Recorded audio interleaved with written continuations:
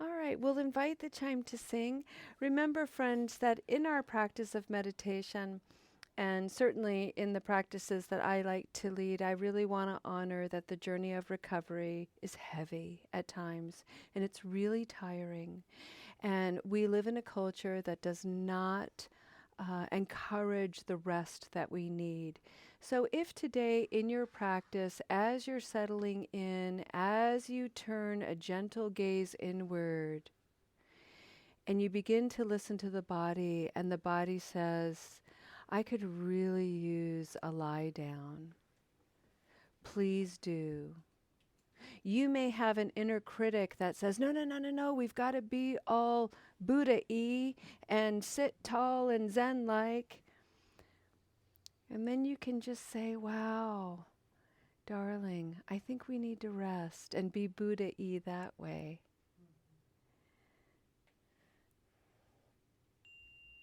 Allow your Buddha nature to find rest today and relaxation. And welcome to this beautiful practice known as Recovery Dharma.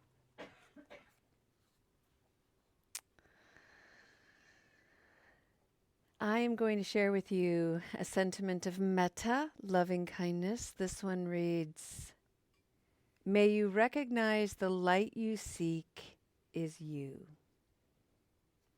May you recognize the light you seek is you.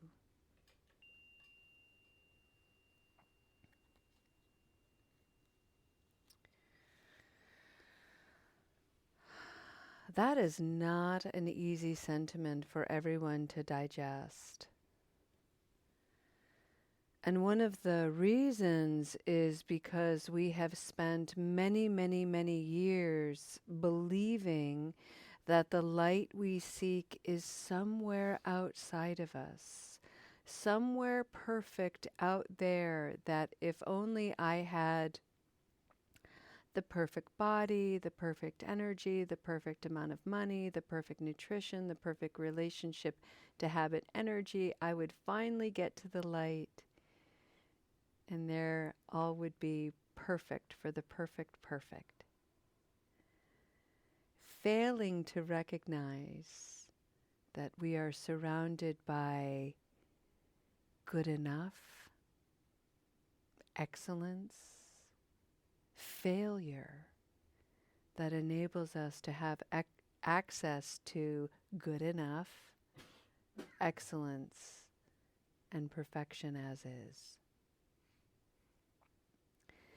So let's create a meditation today where we are enacting in the mind, in the imagination, a beautiful boundaried space. For the last couple of weeks, I have been inviting the Sangha to define the borders of your boundary using the 4 foundations of mindfulness as your walls, low walls, knee-high walls. Make them beautiful.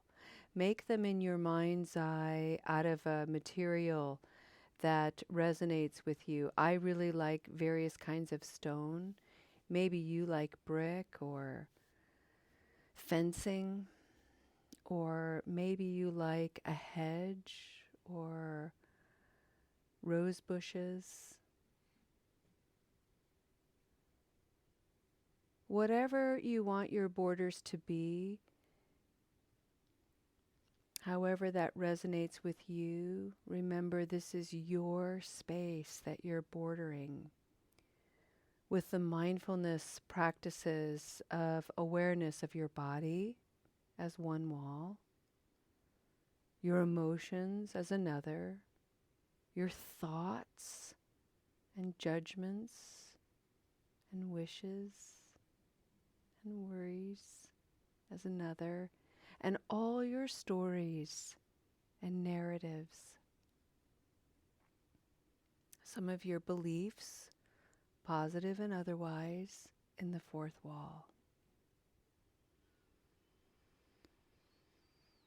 And if you look out and around your wall, you'll see a vast landscape of everybody who's in this meeting, and each individual is in a space surrounded by the four foundations of mindfulness. Everybody in their own beautiful space, everybody in their own little paddock of life.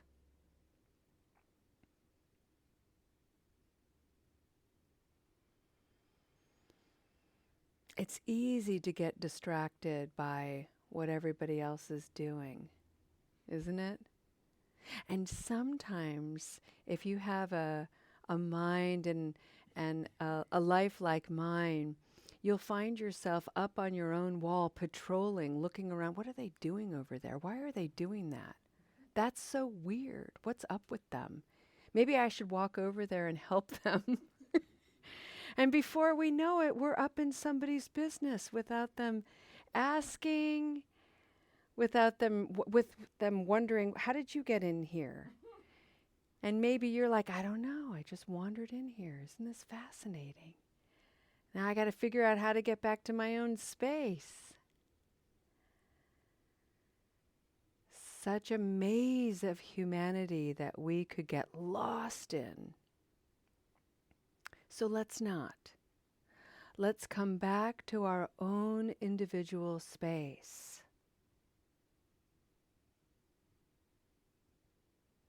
Just your space. And even though we're having an inward gaze, look around just your space. In Buddhism, there are 5 very basic vows that we try to adhere to, that we try to cultivate as a way of keeping the bumpers up in our lives so that we can live a life that's honest, full of integrity, and focused on healing. And why we're doing that, the motivation to do that is so that we can be of actual benefit and service to others. So when we look out over our wall into the landscape and into the spaces of others, we actually have a better capacity to discern what would serve. How do we love people where they are? How do we offer them compassion and understanding where they are, even if what they're doing we don't understand, we don't accept, and we don't like? How can we stay present to them anyway? It is a practice, and it begins within. So take a look at your space. Notice the corners of your space that are abandoned and neglected. Can you be curious about it? Notice in your space those places that are beautiful and soft and delightful. Notice in your space that the only reason why you can see those areas, whether they're haunted or whether they're beautiful, is because you are the light that is shining in those places. You are the light you seek.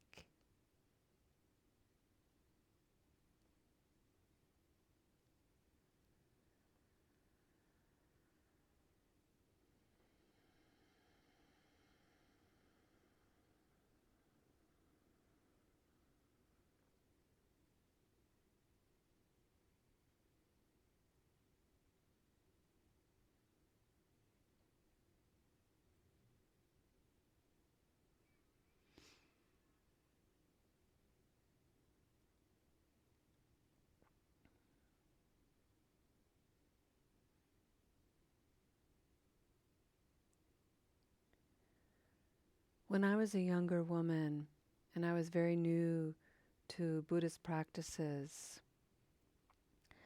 I didn't realize then that I had a stockpile of resentments, bitternesses, grudges. It was like my own personal little mini arsenal of violence.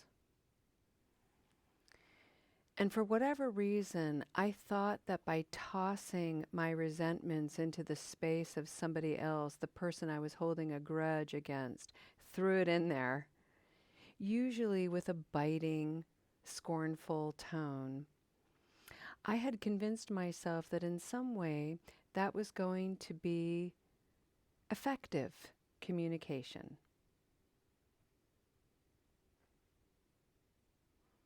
It was going to be connection of some kind. And it was, but it was a harsh connection, a negative connection, a sour connection.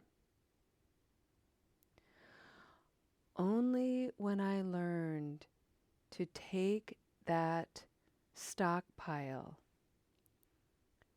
and begin to cultivate and amend the soil of my own mind and space and heart and plant those things, those resentments and bitternesses, plant them with loving understanding.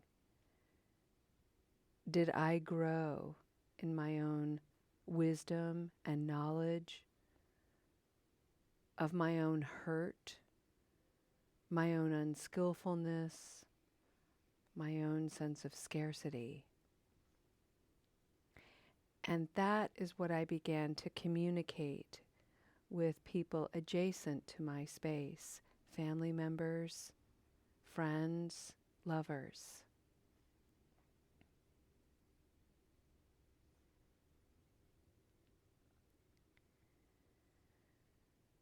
My anger lessened. My defensive postures eased. And my sense of openness and curiosity began to expand and soften.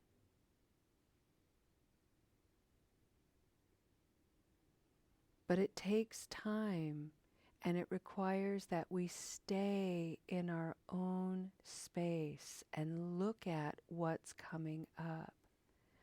And this is harder to do than many of us realize, because for most of us, we've cultivated a habit energy of escaping our space, getting into somebody else's business, just getting distracted by one thing or another, and not staying put long enough to understand our own intentions and motivations. So these boundaries that we build around us, it's so important that they be beautiful and soft places to land. Otherwise, we're not going to stay there.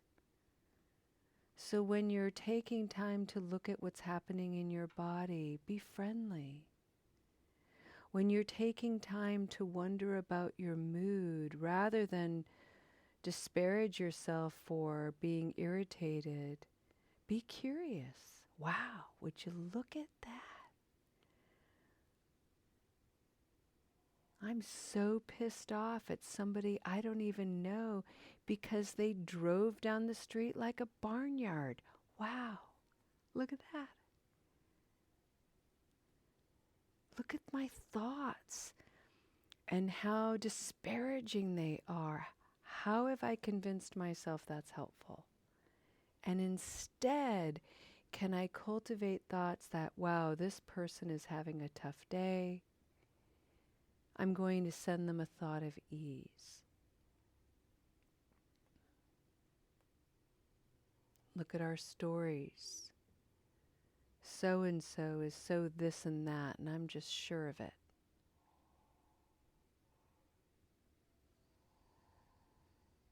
We're such great fiction writers.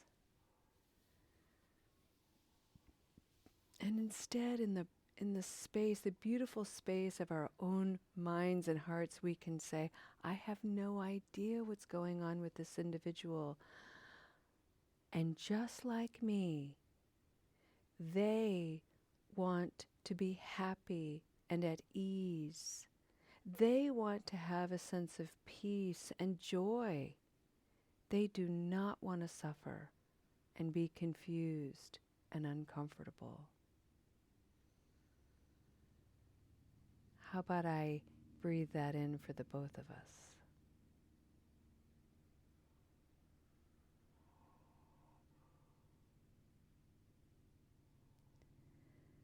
How about I shine my light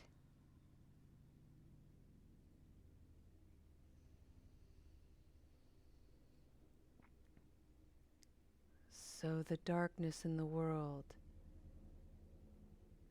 is just a little less.